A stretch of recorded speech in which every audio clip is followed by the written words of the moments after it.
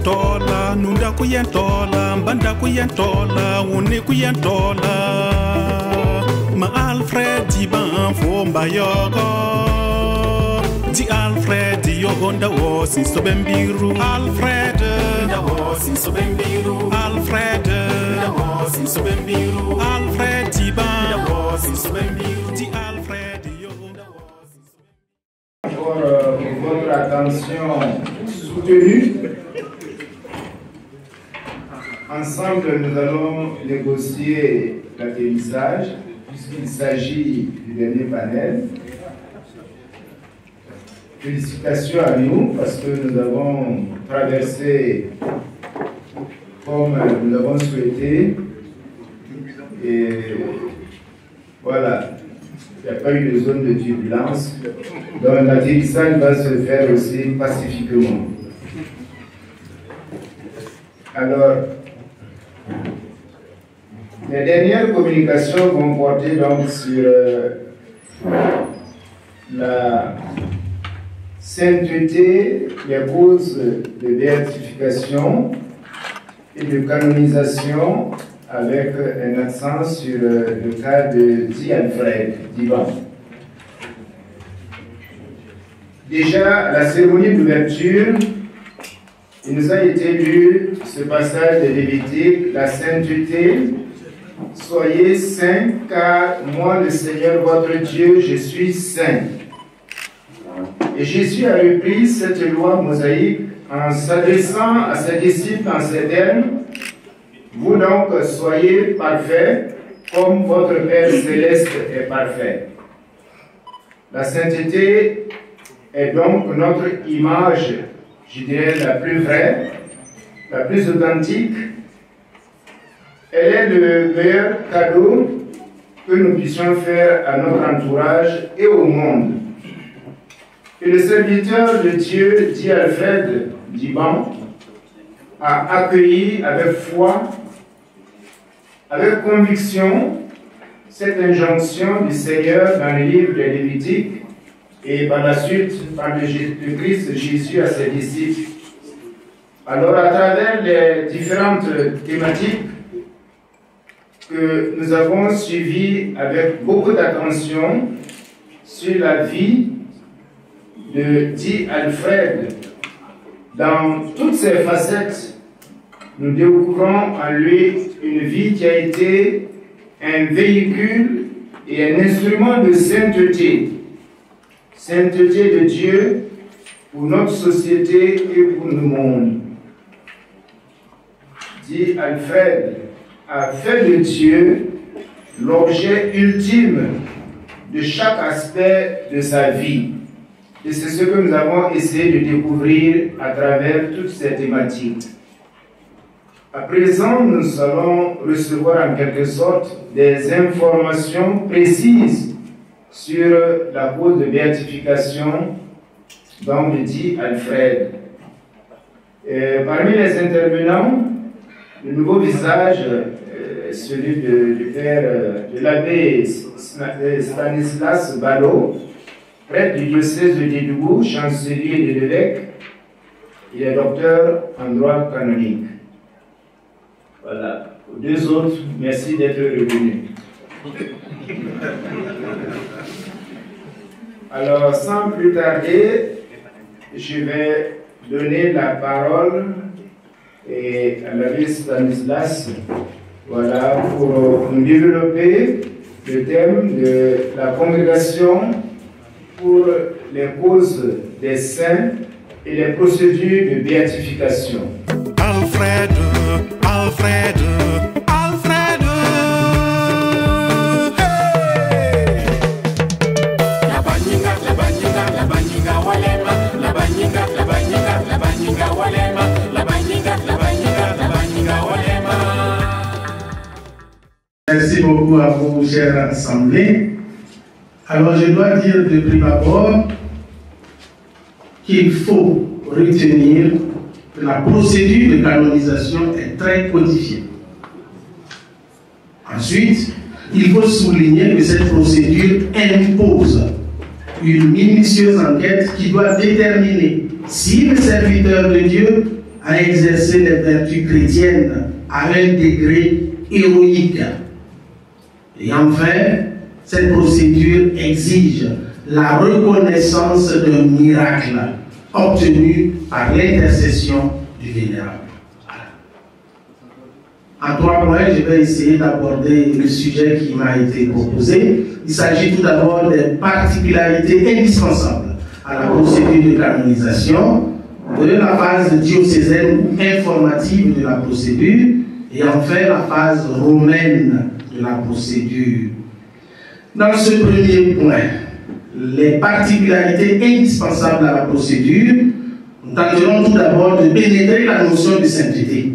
Ensuite, nous dessinerons les contours de ce qu'il en est du culte des saints, puis du culte du martyr, et en 4e position, nous examinerons comment l'autorité ecclésiastique en est venue à être la garante de la procédure de canonisation.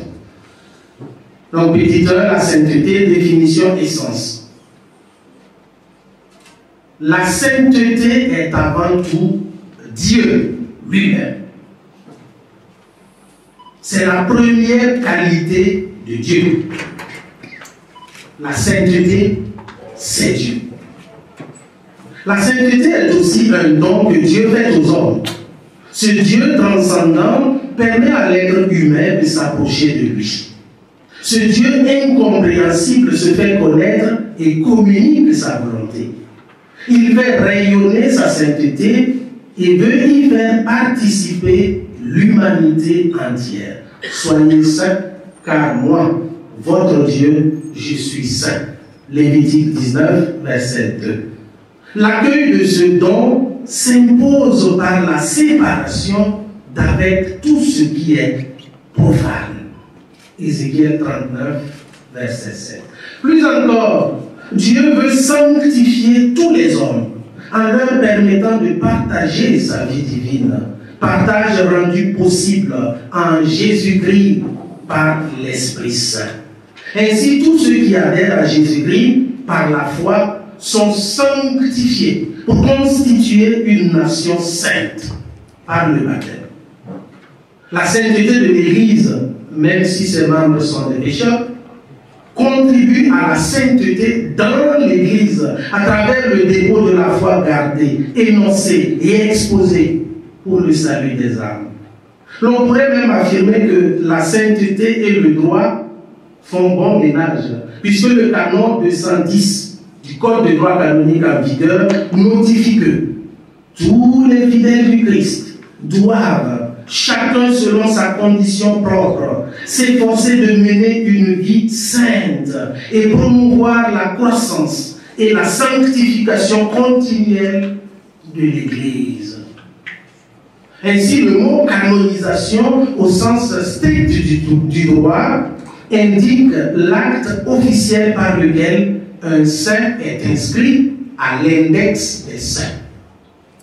Au sens large, ce mot indique l'ensemble des particularités indispensables à la procédure de canonisation qui légitime le culte public d'un serviteur de Dieu pour l'Église universelle. Petit 2, le culte des saints. Ce culte fait partie intégrante de la vie de l'Église, car la sainteté, elle est donnée et elle se gagne. Elle procède d'une prévenance divine et elle est la résultante d'une vie humaine, l'achèvement heureux d'une œuvre de longue haleine. La béatification signifie, nous l'avons dit, l'admission d'un culte vis-à-vis d'un bienheureux. Ce culte public est habituellement circonscrit à des lieux déterminés, diocèses, communautés religieuses. La canonisation, quant à elle, signifie l'intercession du fidèle bienheureux dans le calendrier romain général. Son culte est donc public, étendu à l'Église universelle. C'est pourquoi le décret de la congrégation pour les causes des saints suppose ensuite, je dirais impose ensuite, celui un décret de la congrégation pour le culte divin et la discipline des sacrements qui fixe le culte public. Cependant, toute manifestation extérieure d'un culte sur la tombe d'un défunt, candidat à la canonisation ou à la béatification, n'a pas lieu d'être, afin de ne pas anticiper sur le jugement de l'Église. Il est strictement interdit de promouvoir toute forme de vénération publique tant qu'un présumé saint n'aura pas été béatifié ou canonisé par une proclamation papale solennelle. Petit droit, le martyre. Le martyre, c'est le suprême témoignage rendu à la vérité de la foi, à la vérité de la doctrine chrétienne, jusqu'à la mort. Le professeur Andrea Riccardi disait qu'aujourd'hui, le mot martyr est employé abusivement. Le martyr suicide est bien différent du martyr chrétien. Le martyr chrétien ne se tue pas pour tuer d'autres personnes. Le martyr chrétien donne sa vie afin que d'autres ne soient pas tués. Le martyr chrétien donne sa vie afin que d'autres n'abandonnent pas la foi. Le martyr chrétien donne sa vie pour soutenir d'autres croyants par amour. Deux éléments s'imposent. Une mort violente, c'est l'élément physique, et une haine violente contre la foi catholique, c'est l'élément formel. Si l'on découvre qu'à votre martyr, vous n'avez pas lutté pour éviter la mort, vous n'êtes pas martyr de l'Église catholique. C'est simple. Monseigneur Raoul confiait qu'à toutes les époques, le martyr est d'actualité. Les martyrs ne sont jamais utilisés comme une arme, qu'elle soit idéologique, historique ou politique, contre quiconque, ni comme un symbole ou un enseignement politique. L'exemple des martyrs, en tant que victime innocente, est un défi avec un message clair et incisif. On ne vainc jamais le mal par le mal, mais par le bien.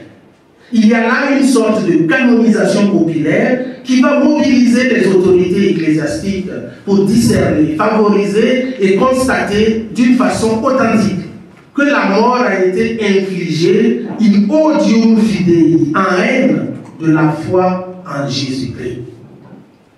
Le pape Benoît XIV a rayé du calendrier des saints plusieurs fidèles vénérés à travers le monde sans preuve suffisante. Exemple, Saint Clément d'Alexandrie a été rayé du martyrologe romain à partir de 1751 parce que son martyre n'est pas suffisamment attesté. Petit 4, l'intervention de l'autorité ecclésiastique. L'objet premier de l'intervention de l'autorité ecclésiastique est d'éviter les abus éventuels, de canaliser les cultes spontanés qui pourraient conduire à négliger l'unique intercession du Christ pour le salut de l'humanité entière. Ainsi, s'il est possible de prier les serviteurs de Dieu en privé, tant qu'ils ne sont pas béatifiés ni canonisés, il revient à l'autorité suprême de l'Église de déclarer le culte public d'une personne. Pour la petite histoire, c'est en l'an 993 que le pape Jean XV a évoqué pour la première fois une procédure officielle ouvrant au droit d'approbation d'un culte en faveur d'un fidèle hors de son territoire et qui sera l'ancêtre de la procédure de canonisation. C'est par la bulle Immensa Aeternidei de Sixte V en 1588 qui confiera à la curie romaine la compétence en matière de liturgie pour les causes des saints.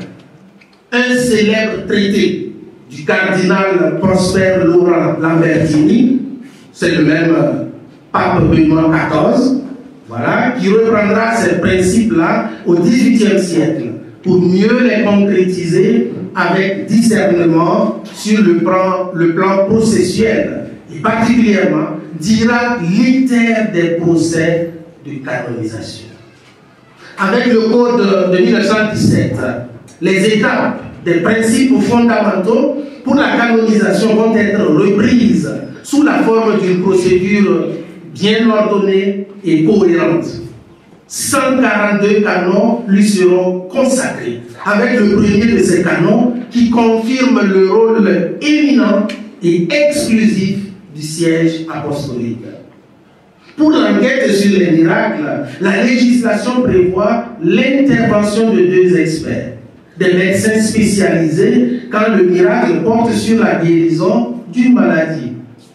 Elle ne manque pas de préciser que si tous les 2 experts sont d'accord pour rejeter le miracle, on ne procédera pas plus avant. Cependant, les experts ont l'obligation de fournir les éléments nécessaires à la discussion en notifiant la qualification exacte de la maladie et en répondant à 2 questions sur la réalité de la guérison et sur une explication possible par les lois de la nature. Quant au code de 1983, il mentionne en son canon 1403, paragraphe 1, que les causes de canonisation des serviteurs de Dieu sont régies par une loi particulière, une loi pontificale particulière. La constitution apostolique Divinus Perfectionis Magister de Saint Jean-Paul II édicte une procédure propre à la reconnaissance des saints. Il y notifie que le Saint-Siège, de par la lourde mission qui lui est confiée d'enseigner, de sanctifier et de gouverner le peuple de Dieu, a depuis des temps immémoriaux proposé à l'imitation, à la vénération et à la prière des fidèles, des hommes et des femmes qui se sont distingués par l'éclat de leur charité et des autres vertus évangéliques. Le pape Benoît XVI, par l'instruction Sanctorum Mater, va compléter ces normes pour garantir, premièrement, la grande objectivité et deuxièmement, qu'un seul miracle suffit pour une béatification, contre 2 dans la législation précédente. Que l'évêque compétent pour instruire une cause est celui du territoire sur lequel le serviteur de Dieu est décédé. 4. Que le miracle présumé, pour le miracle présumé, l'évêque compétent est celui du lieu où il s'est produit. Si le miracle s'est produit à Ouagadougou, l'évêque de Dédougou se dessaisit de l'examen de ce miracle. Quant à la phase diocésaine, là nous avons 3 points. La réputation des vertus, la réputation des miracles et les solliciteurs nécessaires à l'enquête. Tout d'abord, la réputation des vertus. La sainteté d'un serviteur de Dieu est un constat qui anime le cœur de ses contemporains et qui les pousse à le vénérer continuellement. Par héroïcité des vertus, il faut entendre l'excellence des actes, la multiplicité des actes, la présence active des vertus théologales et cardinales. En somme, il faut considérer concrètement quelle a été la vie du serviteur de Dieu et sa spiritualité, en étudiant comment il a répondu à l'appel de Dieu. Ensuite, considérer la persévérance de son équilibre spirituel, qui est signe de la présence de l'Esprit Saint dans sa vie. Et enfin, considérer comment ces attitudes vertueuses ont une logique spirituelle. Qui ont une logique spirituelle, sont en connexion entre elles, avec une intensité qui touche l'entourage. Si l'on ne parvient pas à une preuve évidente et irréfutable sur les vertus, qu'on appelle la femme sanctitatis, la cause doit être arrêtée.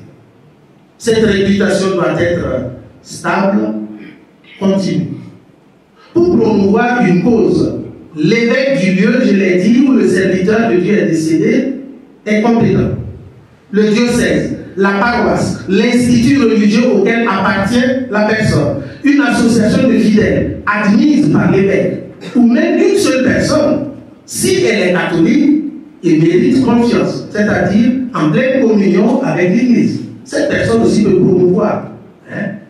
L'évêque doit valider par contre, voilà, la démarche de la personne pour que le demandeur devienne acteur de la cause. les solliciteurs. Il revient à l'évêque de nommer les personnes qui auront à mener les enquêtes sur les documents, les témoignages. Il revient à l'évêque de nommer le promoteur de justice, autrefois appelé avocat du diable, chargé de surveiller et de soulever toutes les objections.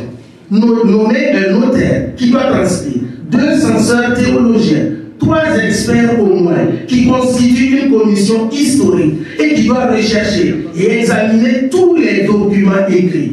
Nommer un médecin s'il y a lieu d'examiner une guérison. L'enquête close, l'évêque est soumis à 12 attitudes pour que le dossier parvienne à Rome. Une brève chronologie de la cause, le mandat du postulateur avec l'approbation, la mention du serment qu'il a prononcé, la supplique avec les documents qui la composent, le nihil obstacle de la congrégation pour les causes des saints, le rescrit de l'évêque ordonnant l'ouverture de l'enquête, les décrets de nomination du délégué épiscopal et de ses assesseurs, du promoteur de justice, du notaire, des experts en théologie et en histoire. Tous les documents publics et privés concernant la réputation de sainteté, la déposition des témoins concernant la réputation de sainteté, la collation et la comparaison des actes, la reconnaissance de la dépouille et la déclaration de non-culte, le décret de clôture de l'enquête diocésaine et l'attestation de l'authenticité de la copie de tous les documents de la cause. La phase diocésaine romaine, je termine là. Il revient à la congrégation pour les causes des saints d'annoncer si le serviteur de Dieu a exercé les vertus chrétiennes à un degré héroïque. Et dès ce moment, il obtient le titre de vénérable. L'organisation de la congrégation pour les causes des saints dans ce dicastère travaille pour 5 ans, 18 cardinaux et évêques. Ils sont nommés par le pape, avec un cardinal préfet à leur tête. Ils se réunissent en congrès ordinaire et aussi en assemblée ou en session une fois l'an, d'une manière plénière, et 2 fois par mois, d'une manière ordinaire, avec seulement les membres résidant en permanence à Rome. C'est à la congrégation de nommer un rapporteur, à qui il revient de soumettre le dossier à l'appréciation des consulteurs. Sous la direction du rapporteur, le postulateur, aidé par un collaborateur, rédige une position qui présente les arguments en faveur de l'héroïcité des vertus du serviteur de Dieu, sans cacher ses défauts ou les apparences qui plaideraient en sa défaveur. Quant à l'authentification d'un miracle, la congrégation dispose d'une commission médicale qui rend aussi son avis. Dernier point, la décision du pontife romain. C'est au terme de cette phase romaine, confirmant l'héroïcité des vertus du vénérable, que le dossier est soumis au pape pour la béatification. Cette célébration a souvent lieu dans le pays d'origine du vénérable et est présidée habituellement par le cardinal préfet de la congrégation pour les causes des saints.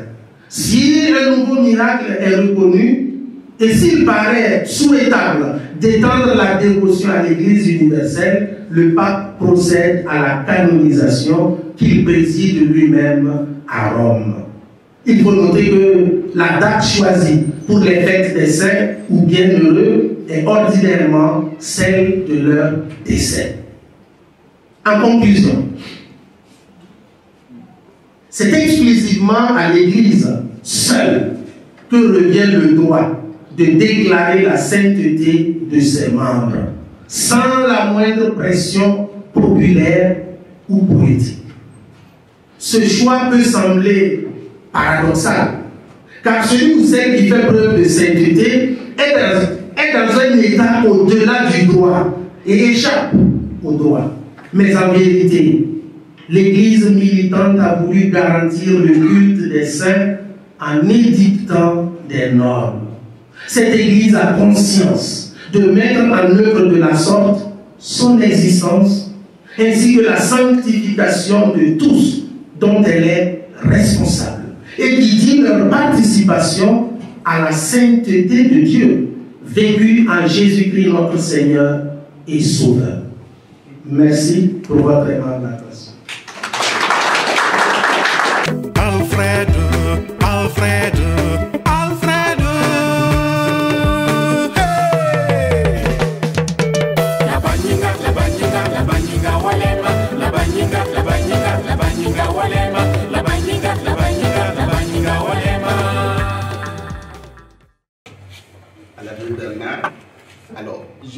compléter un peu ce que l'abbé Ballot a dit, notre canoniste, d'une certaine façon, en parlant de la réalité concrète que nous vivons depuis 27 ans sur cette cause. Alors pour moi, il s'agit avant tout d'un problème de formation des prêtres. Le droit canon de 1917, comme il a dit, avait 142 canons, articles, si nous voulons, sur la cause de béatification qui permettait à ceux qui se formaient d'en avoir une bonne connaissance, comme on a des bribes sur le mariage, par exemple. Alors, et comme ce n'est pas une activité ordinaire, même ceux qui se sont formés, je prends notre aîné d'abbé André, qui, avec ce canon, 3 canons-là, bon, peut-être dans la formation, on n'en a pas fait tellement mention. Ça, c'est un premier problème. Que tous ceux qui ont été nommés pour travailler sur la cause de Dieu Fred, eh bien, on a tâtonné. Okay. Ceci dit, je campe aussi plus encore le décor en disant que le Vatican, c'est exactement comme un État. On dit que c'est un État. Avec son gouvernement, ses ministères, il est important de tenir compte de ça. Et ces conseils pontificaux, donc les ministères qu'on appelle les dicastères ou les congrégations, appuyés par les ministères et les conseils pontificaux. Et comme l'abbé l'a dit, nous avons affaire au ministère de la sainteté, si vous voulez. Et ce ministère, comme il a dit, est hautement structuré.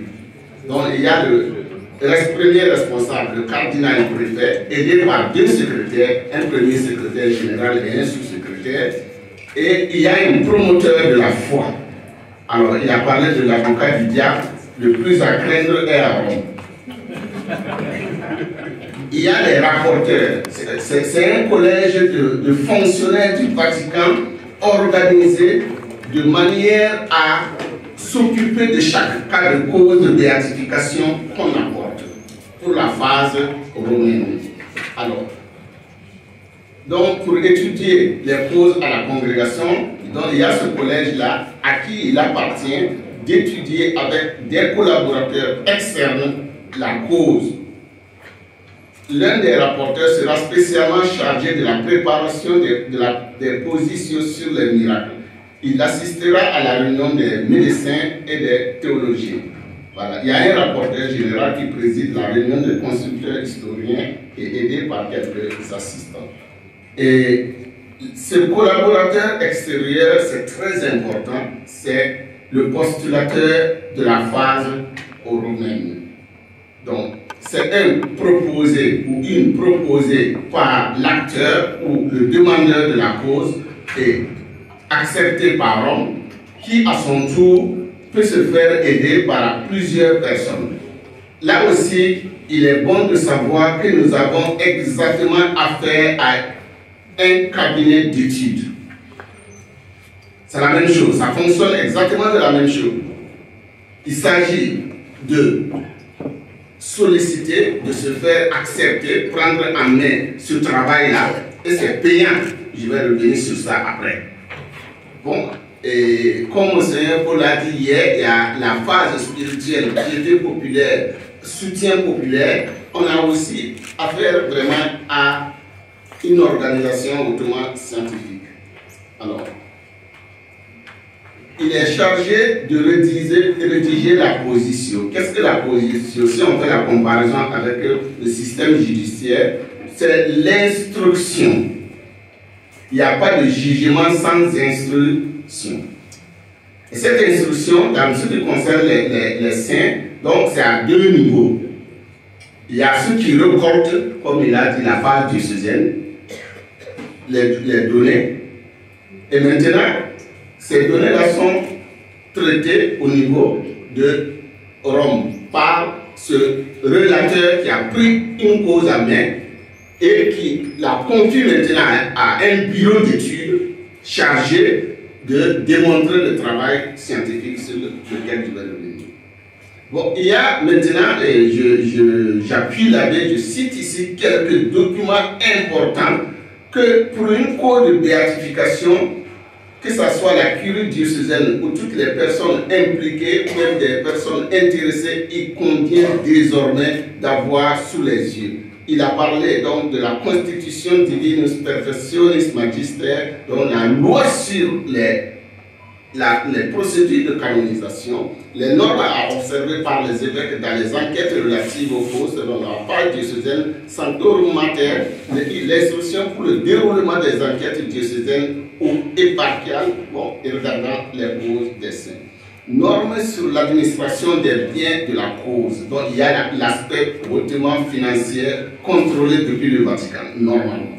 Et si une cause de béatification, en introduisant une cause de béatification, normalement, ils sont regardants. Et si vous n'avez pas les moyens financiers, dès le début, on vous dit, mes amis, c'est bon, votre truc que vous voulez, là, c'est très joli, mais comme vous n'avez pas l'argent, renoncez à votre affaire. C'est comme ça que ça se fait. Il y a règlement de la réunion des médecins, lettre apostolique en forme de motus proprio sur l'offrande de vie. Bon, et il y a trois, normalement, et je complète il y a trois types de causes. Les martyrs, ceux qui ont vécu héroïquement les vertus chrétiennes et ceux qui ont donné la vie sur le CCE. L'actuel pape qui nous a proposé ça en 2017. Alors, la phase diocésaine, il a décrite, il y a normalement 3 organes. Le tribunal diocésain, président, avocat du diable et bon, pour la récolte des témoignages. En ce qui le concerne, c'était avec Pierre Diarro, le président du tribunal, le père Richard, le postulateur diocésain, qui remplace l'évêque pour conduire la cause, la phase diocésaine, et l'abbé André qui est là, le brave avocat du diable, qui a énormément contribué pour qu'on ait aujourd'hui des informations. Et puis moi, j'étais à l'époque, par malheur, je balbutiais l'italien. Et par un jour, le père Richard est venu me demander de traduire un document de la cause. Et c'est comme ça que je me suis retrouvé comme notaire de la cause. Et ça me suit malheureusement. Voilà, c'est important. Et la commission des historiens. Cette commission-là, normalement, travaille en amont. Avant d'engager même le questionnaire, formuler le questionnaire pour récolter les témoignages oraux, c'est à partir du travail scientifique des historiens d'abord que Rome se prononce et vous donne la voie libre. Vous voyez, je suis content de voir les actes sur le cardinal, du colloque sur le cardinal. Normalement, c'est comme ça. Ce qu'on fait aujourd'hui, on devrait l'avoir fait depuis 1996. Voilà, ça nous aurait permis aujourd'hui bon, d'emmagasiner plus d'informations. Voilà. Et troisième commission, maintenant, organe, c'est la commission ou le comité des médecins et soignants qui s'occupent de suivre les cas de faveur et de miracle. Voilà. Bon. Alors, je reviens un peu sur les normes là.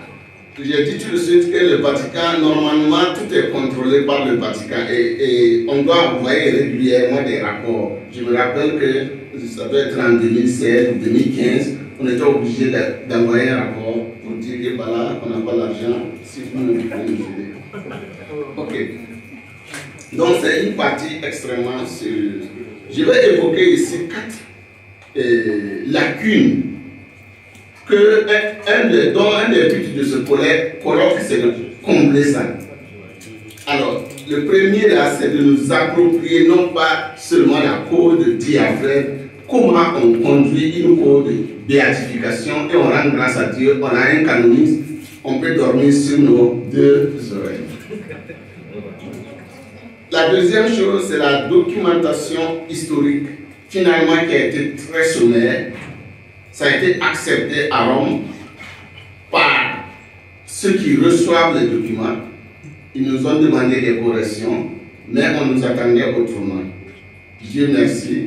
Un des objectifs de ce colloque-là, c'est de corriger ça. Je vais revenir dessus. Alors, et Pire encore, nous n'avons même pas constitué un comité pour les miracles.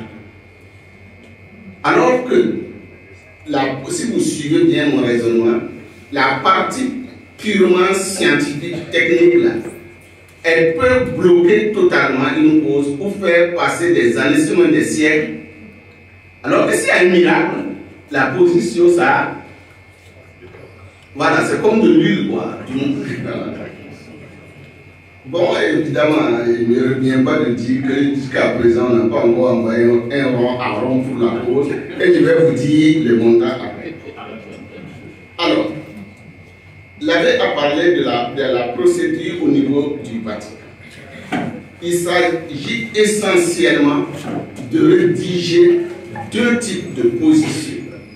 Comme je l'ai dit, deux instructions à la fois hautement historiques, disons, d'une valeur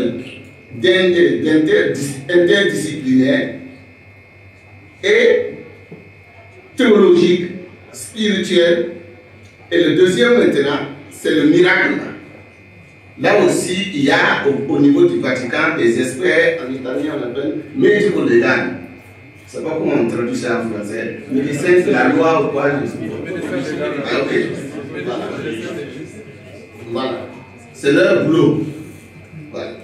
Maintenant, sinon on a personne ici pour préparer même le dossier. Voilà. Donc, qu'est-ce que le contenu de cette position-là, de ce document, c'est plus qu'une thèse de doctorat. Comme l'abbé l'a dit, c'est l'analyse dans tous les sens de toute la documentation qui a été compilée, amenée à Rome. Il y a des causes, pour nous là, c'est juste 3 volumes. Il y a des causes, ça peut atteindre 20 volumes. Je me dis, pour le cardinal, ça dit de dépasser 20 volumes. Voilà. C'est ça qu'il faut traiter. Alors, il y a une introduction générale, une deuxième partie qu'on appelle information sur les vertus théologales et cardinales, une troisième partie, summarum testium, synthèse de témoignages axés sur la probité. Il y a des témoins, il y a une méthode scientifique qui montre est-ce que ces gens-là sont crédibles. Voilà. Bon, il y a 5, la biographie critique. On a dit ici beaucoup de choses, c'est très beau. Et j'ai aimé la réaction d'une personne qui dit, l'abbé, ton histoire là, ça ne nous intéresse pas. Nous, on veut la spiritualité seulement.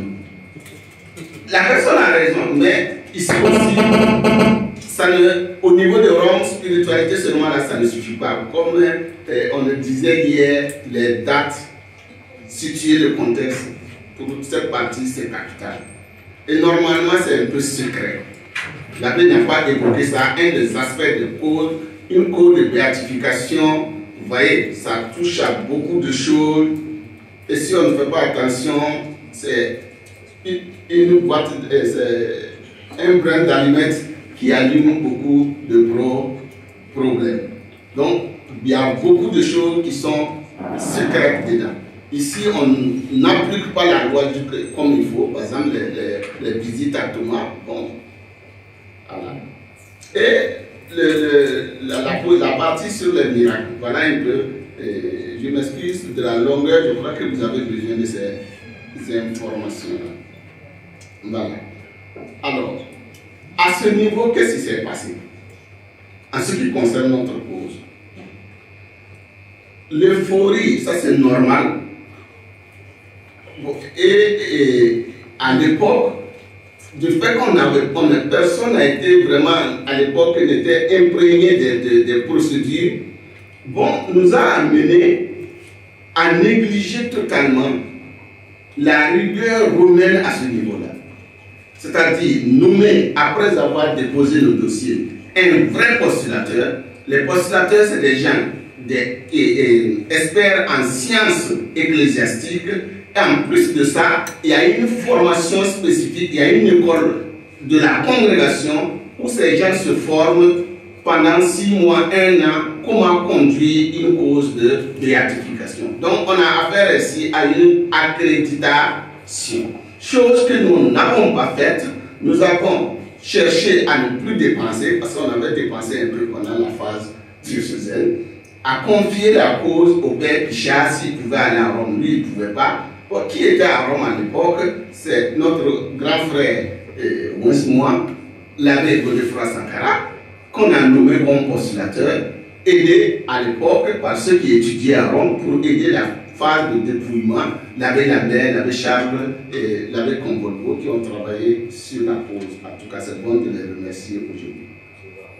Et bon, alors, moi j'arrive à Rome en 2001 pour commencer à étudier. On me nomme vice-postulateur de l'abbé Sankara.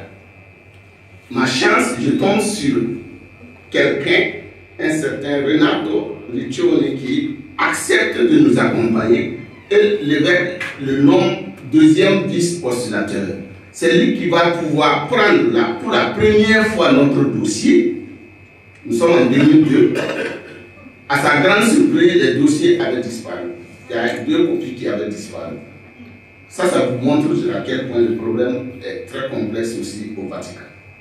Donc, le seul volume qu'il a regardé, il a dit, mes amis, les Italiens n'ont pas colonisé l'Afrique. Si vous vous amusez à ne pas étudier sérieusement la partie historique, la cause en elle-même, il n'y a rien. Lui, là, c'est un saint. C'est vous-même, votre procédure qui va la bloquer. Voilà. Bon, ça m'a permis donc de taper à la porte des pères blancs et faire des enquêtes. Ça, c'est une première partie. Petit à petit, découvrir plus d'informations. Et je suis revenu, j'ai travaillé, pendant que j'étais au Sénégal, j'ai travaillé en même temps discrètement sur ces documents. Et en 2009, j'ai produit un premier document de 230 pages sur la partie historique qui a été acceptée au Vatican. Et on m'a nommé comme vice-postulateur d'un vrai postulateur maintenant qui a été nommé par Monseigneur Gilles, Monseigneur Touré en 2009. Alors, on va travailler ensemble.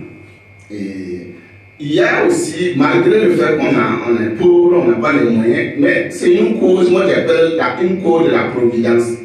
Je ne me vante pas, mais on est obligé aussi de dire comment les choses se sont passées.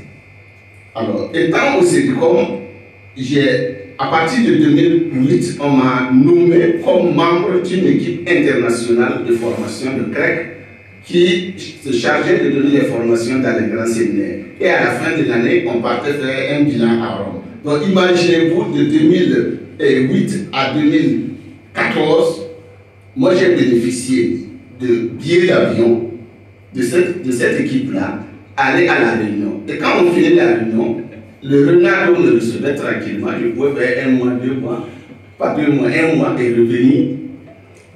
Bon, avec beaucoup plus d'informations recueillies encore chez les pères blancs.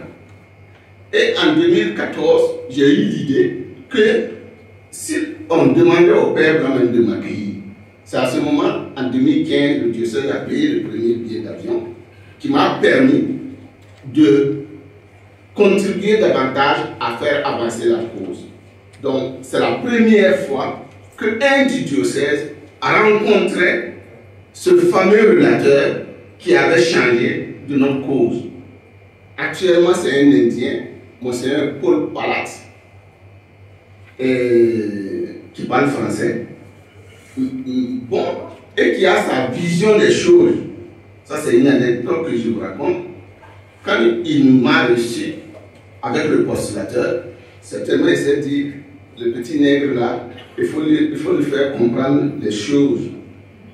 Il y a à la congrégation une bibliothèque scellée de toute la documentation sur les causes. Même ceux qui y travaillent ne rentrent pas dedans. Il allait supplier, comme il vient de l'Afrique là, il faut ouvrir seulement la porte pour qu'il voit la documentation. Et il m'a dit, ici, il faut éviter d'induire l'église entière en erreur. Amenez-nous des preuves scientifiques. Donc, quand je suis revenu, je me suis mis au travail. Comme je n'étais plus chargé de Sédicom, donc j'ai travaillé discrètement, soit sur ces données, et surtout continuer les enquêtes grâce à un soutien de la personne est là, elle souffre de sa modestie. Le frère Emmanuel, hier le professeur l'a dit, sommet, sans argent, il n'y a pas de connaissance.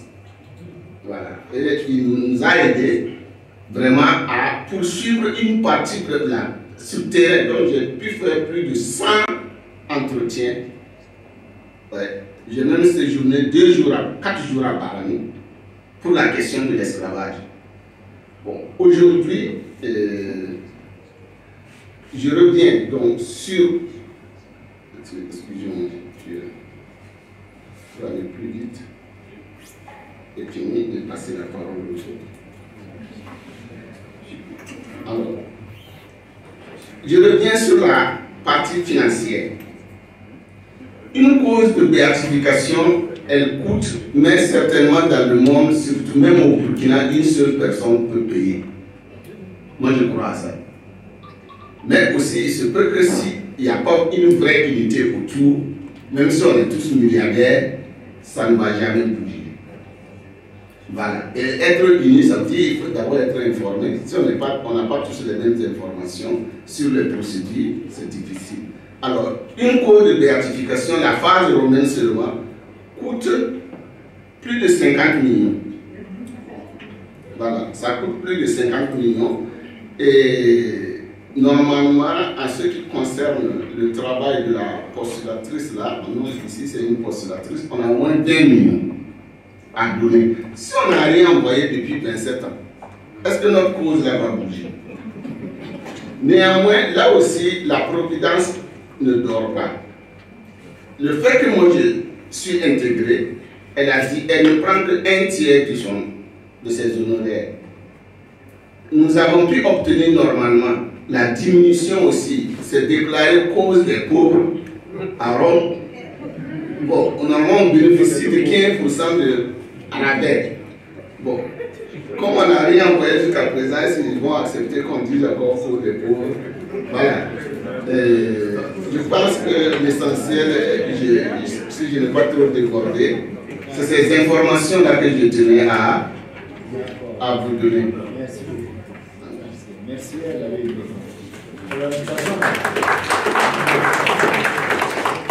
Passons la parole à l'abbé Jacques.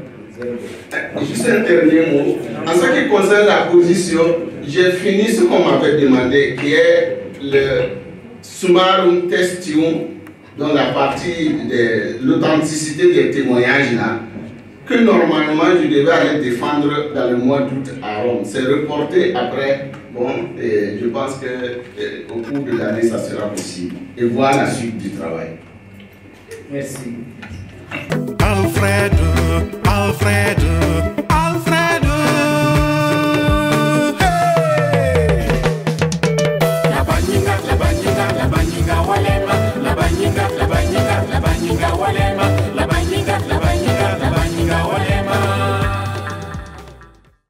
Merci à Émile, l'abbé Ballot, qui ont vraiment introduit le motif principal de notre présence ici. Alors, je voudrais maintenant revenir en bas, terre à terre, chez nous.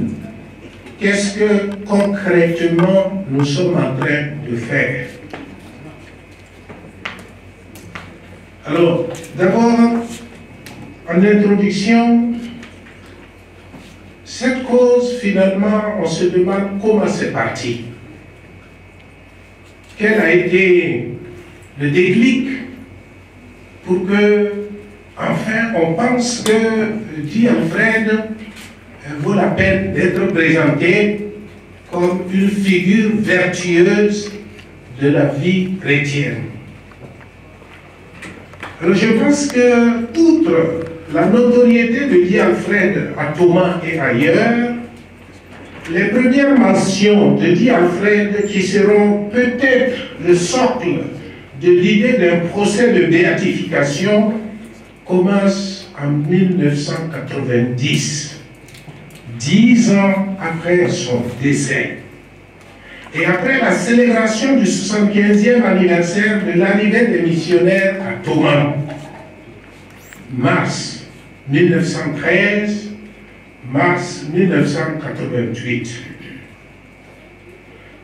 La promotion des baptisants dits de Pâques 1990 a été mise sous la protection de dit Alfred Diban en tant que premier chrétien et premier catéchiste de la paroisse de Thomas, pas de la Haute-Volta, mais de la paroisse de Thomas. Les nouveaux baptisés de cette année de grâce 1990 ont été invités à le prier pour obtenir de lui la force de suivre Jésus-Christ et de témoigner de lui dans leur milieu de vie. Ils étaient au nombre de 84 baptisés, dont 29 hommes et 55 femmes. Et c'est à partir de cette date que la communauté paroissiale a été invitée aussi à insérer à la fin de la prière du matin et du soir la mention « Dit Alfred, priez pour nous ». De ces 84 baptisés, on retiendra le père Raphaël Soleiman qui, originaire de Biba, d'une famille totalement chrétienne musulmane, devenu frère d'abord et ensuite prêtre rédemptoriste. À l'époque, bien évidemment, personne ne pensait à un processus qui nous conduirait à introduire une cause éventuelle à Rome. Il serait peut-être intéressant aujourd'hui de savoir ce qu'ils sont devenus, tout ce reste de chrétiens baptisés en 1990 et confiés à dit Alfred comme parrain. Et puis le temps a passé et c'est à l'orée de la célébration du jubilé de l'an 2000 que toute la conférence épiscopale, bon, vous le savez, on en a parlé depuis le début de ce colloque. Afin de suivre l'évolution de cette première démarche de foi à Thomas, nous pouvons noter environ 5 grandes étapes, 5 autres étapes. Les deux premières, on en a parlé dans la procédure de la sainteté. On a parlé de la phase diocésaine. Eh bien, je n'y reviens pas. Mais la deuxième phase, qui est normalement la phase romaine, a été caractérisée par un temps de silence. Et ce temps de silence est motivé d'abord par le retour au pays de l'abbé Émile Semoro après ses études en 2005. Ensuite, les recherches historiques complémentaires qu'il faut faire, le recrutement d'un postulateur ou d'une postulatrice, la rédaction de la position qui est en cours et qui est en train de finir, et les difficultés de mobilisation de fonds. Troisième étape, le CRCDA, Commission de relance de la cause de dit Alfred. C'est d'abord cet organe d'animation qui va naître. Et le CRCDA naît après pratiquement 9 années de silence, après le dépôt à Rome de la phase diocésaine.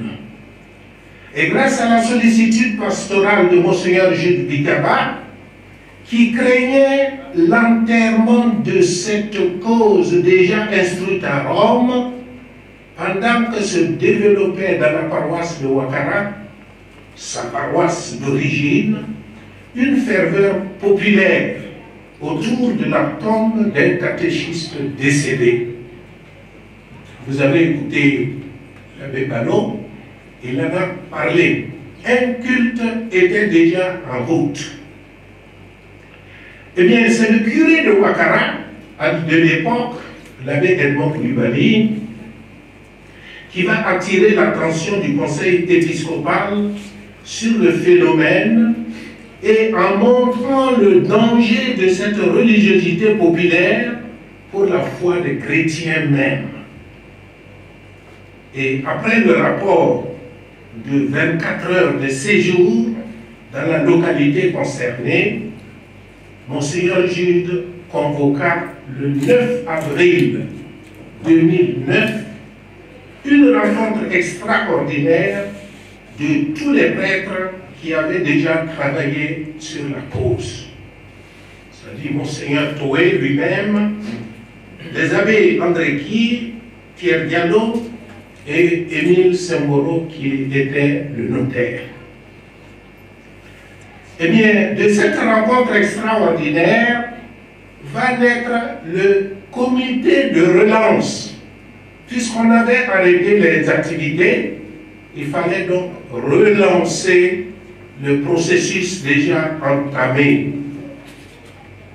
Et après la création de cette commission, cette nouvelle commission, des sous-commissions seront nommées finances, animation et intercession. En 2010, il y avait une recherche d'une figure africaine à béatifier. Je me rappelle bien, l'abbé Émile était à Rome et par un fax, parce qu'à l'époque il n'y avait pas de WhatsApp, tout le développement des réseaux sociaux, par un fax, nous dit ah, on est à la recherche d'une figure africaine pour une béatification éventuelle ou une canonisation.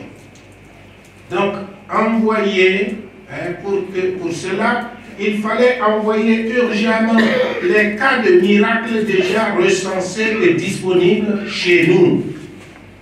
Eh bien, vous comprenez, 9 années d'interruption n'a pas permis un vrai suivi et il a signalé, nous n'avions pas un tribunal coiffé par un médecin pour suivre les cas de miracles éventuels. Mais cependant, on a pu envoyer 2 cas en 2010. Et on nous a répondu, un des cas, c'était une faveur, et le deuxième cas était un cas sérieux, mais à approfondir. Alors, comment nous aurions pu approfondir sans avoir les moyens humains et les moyens matériels? Donc, c'est en cela que, dès le départ, si l'organisation avait été complète, si nous avions un tribunal en bonne et due forme, un médecin attitré, c'est vrai que le médecin contacté à Yalgado nous a dit qu'il était prêt à mettre la main au feu, qu'ici, il s'agissait d'un miracle. Mais il n'était pas nommé. Il a sorti seulement le dossier que nous avons faxé. On a passé pratiquement 8 heures à faxer 42 feuilles, 42 pages de dossier médical pour que ça arrive à Rome.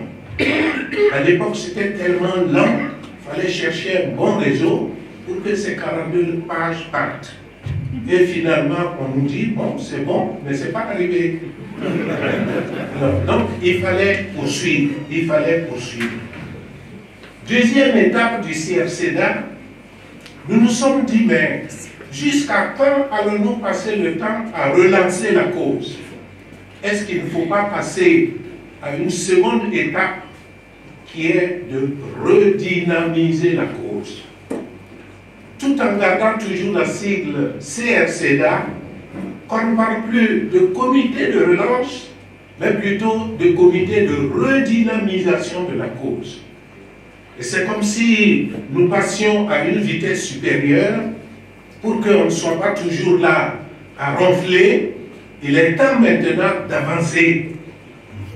Et la redynamisation partira de 2013 à 2014 en initiant ce que nous avons appelé les week-ends de sensibilisation. Eh bien, ces week-ends de sensibilisation sur toute l'étendue du territoire diocésain devraient permettre aux chrétiens de s'approprier la cause. Parce qu'on avait remarqué qu'en réalité, les gens savaient des choses à propos d'eux, mais ils ne pouvaient pas parler de la cause. Et pour cela, il fallait vraiment rentrer dans les paroisses, et nous commencions donc le week-end à partir du vendredi, samedi et dimanche, pour rencontrer d'abord les catéchistes de la paroisse. Ensuite, après les catéchistes, nous rencontrions les fonctionnaires de la paroisse. Et après les fonctionnaires, il était prévu la rencontre avec l'AFC, les femmes, l'organisation des femmes chrétiennes.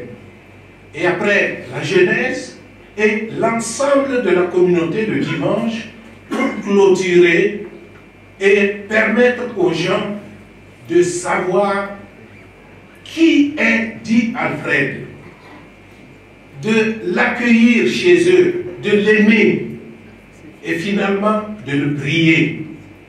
Et un des buts des week-ends de sensibilisation, c'était aussi de créer dans chaque paroisse un relais du CRCDA, c'est-à-dire cette commission de redynamisation de la cause. Malheureusement, dans notre parcours, sur les 13 paroisses, nous avons pu toucher 9 et les comités, la commission paroissiale de redynamisation de la cause n'a jamais vraiment pris. Parce que les chrétiens attendaient que les pasteurs donnent un écho après le passage du CRCDA et finalement, ça n'a vraiment pas pris. Et je me rappelle, c'est à Boromo qu'après l'exposé sur la vie de Di Alfred, un chrétien lève le doigt pour dire « Lui ne comprend pas, je ne comprends pas. Ici, on parle de religion, on parle de foi.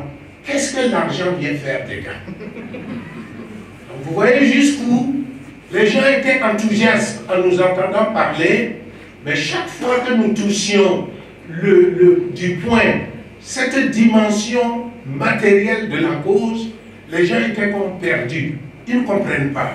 Pourquoi l'argent s'introduit dans une cause pour nommer quelqu'un saint? Alors maintenant, après l'explication que Émile vient de donner, je crois que nous percevons beaucoup plus facilement que si vous voulez que votre dossier passe de dessous en dessus, eh bien, il faut y poser quelque chose. Ce qui se passe dans le civil, eh bien, a encore des relents dans le spirituel. Alors, si on ne se bat pas pour cela,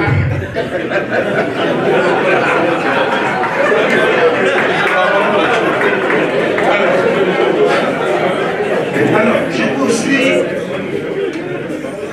Quatrième étape, la transition. Alors, Monseigneur Jules de Mitabar a rejoint la maison du Père et Monseigneur, l'admirateur, comme il aime le dire, Monseigneur Léopold Ouedraogo, a été nommé comme administrateur. Eh bien, cela a été un temps de pause pour la cause. On est parti d'abord à l'exemple de Di Alfred Ivan, travaillons à l'unité par le lien de la paix. Voilà le terme qui a conduit toute l'activité pastorale du diocèse. Et partant de là, nous avons voulu, en cette année de transition, focaliser la cause sur les catéchistes. Di Alfred lui-même, ayant été catéchiste, il serait normal que les catéchistes se battent pour leurs choses. Alors, malheureusement, là aussi, je crois que la mayonnaise n'a pas bien pris, malgré les rencontres que nous avons eues dans la grande salle ici, à Mundasso, avec les catéchistes, eh bien, le message n'est pas passé. 5e étape, l'étape du CRCDA à l'heure du PPD, le plan pastoral diocésain. Et ça, c'est tout récent. Le PPD, c'est un instrument merveilleux de planification des activités pastorales dans notre diocèse pour atteindre des objectifs préalablement fixés et en établissant les forces, les faiblesses et les opportunités du CRCDA, eh bien, le plan PPD du CRCDA proposé en 2021-2022 est loin d'avoir atteint ses objectifs, à savoir faire mieux connaître le serviteur de Dieu, dit Alfred, dans la foi, l'aimer, le prier, en vue d'aboutir à des miracles, en vue d'aboutir à des faveurs. Les actions proposées, au nombre de 19, restent encore en état et leur appropriation appartient aux paroisses et aux chrétiens du diocèse de Détour. Eh bien, à l'heure du PPD que nous vivons actuellement, un organe un peu plus étoffé dans le diocèse pour l'animation de la cause vient de prendre corps. Alors, et cet organe inclut le diocèse frère de Nouna, nos ressortissants qui sont à Ouaga et les ressortissants du diocèse qui sont à Bobo-Dioulasso. Alors, il y a juste 2 semaines que nous avons tenu la première rencontre et l'ensemble de ce nouvel organe du CRCDA, qui a à peu près une quarantaine de personnes, ça semble lourd, a été encore sectionné en sous-commissions, animation, finance et animation, les finances et finalement les faveurs, les demandes de faveurs. Donc voilà là où nous en sommes. Et vraiment c'est un cri de cœur. Je pense qu'il faut qu'on comprenne cela. Nous voici donc à la fin presque du colloque, c'est le CRCDA qui parle, qui a été réduit quand même, parce qu'à cause de l'insécurité, on a voulu que ce soit surtout des Détour qui profitent du colloque. Mais le niveau scientifique, le niveau haut visé, eh bien, il y en a qui sont venus puis qui sont partis. Une dame m'appelait juste avant le colloque pour me dire, l'abbé, on parle, c'est dit qu'on parle de colloquie, c'est quoi?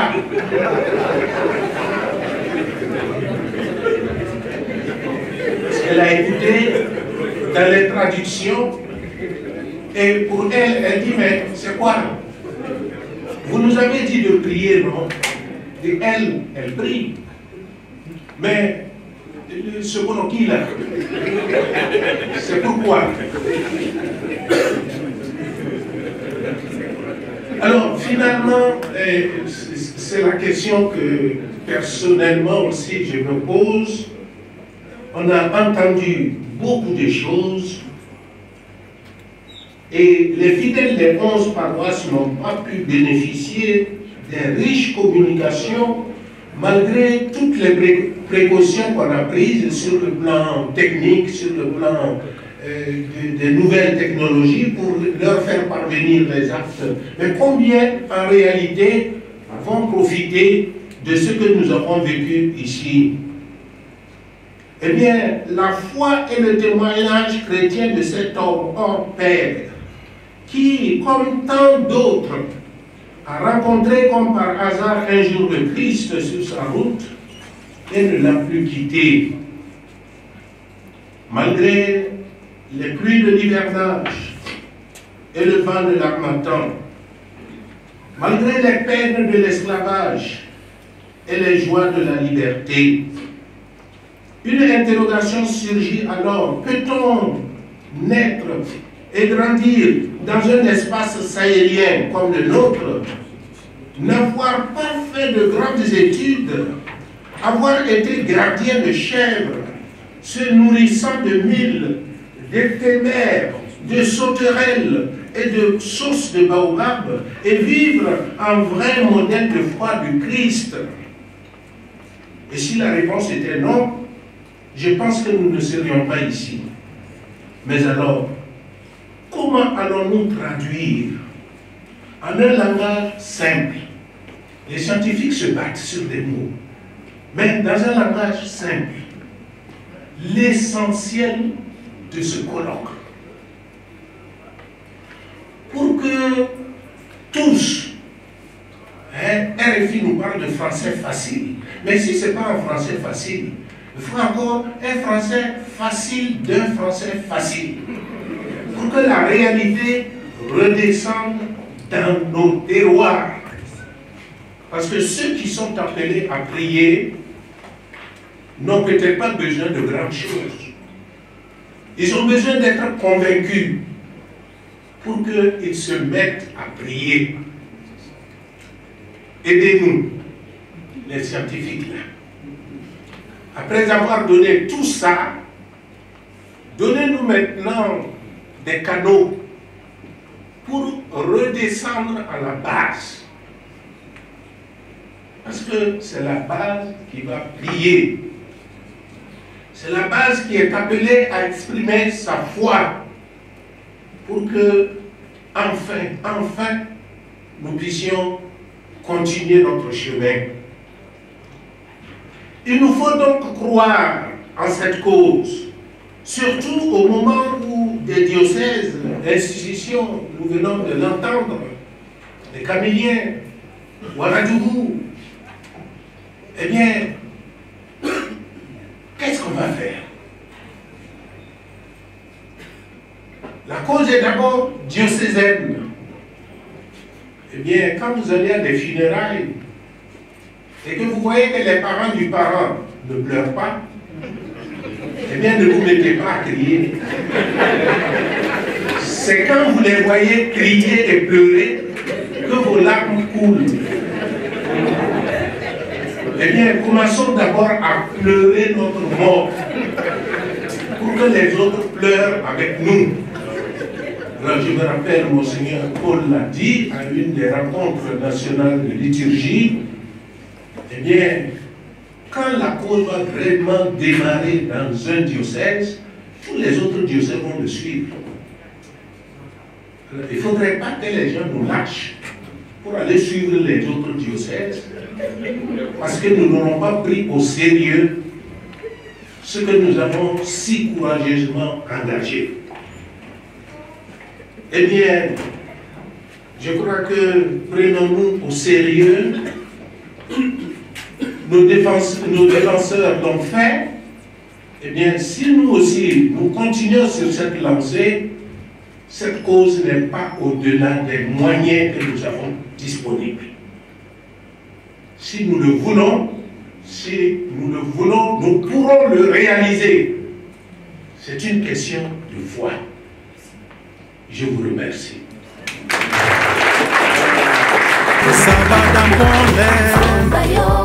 Miyanto kawuli, wola dokondazare.